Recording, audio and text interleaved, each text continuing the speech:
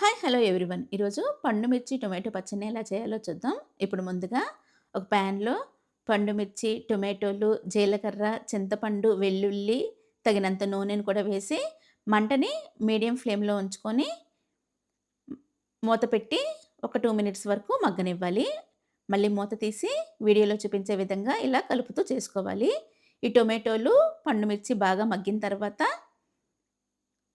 ఒక గిన్నెలోకి తీసుకోవాలి. ఇప్పుడు రోట్లో మగ్గిన పచ్చడినంతా వేసి, తగినంత ఉప్పును కూడా వేసి, మెత్తగా దంచుకోవాలి. ఇప్పుడు ఈ దంచిన పచ్చడిని ఒక ప్లేట్‌లోకి తీసుకుందాం. ఇప్పుడు అదే ప్యాన్‌లో తగినంత ఆయిల్ వేసి, కొద్దిగా జీలకర్ర, పచ్చి కరివేపాకును కూడా ఏసి, దంచుకున్న పచ్చడిని ఒక 2 మినిట్స్ వరకు అటు ఇటు కలుపుకుంటూ చేసుకోవాలి. అంతే టేస్టీ టేస్టీ టొమాటో పండు మిర్చి పచ్చడి రెడీ. Thanks for watching.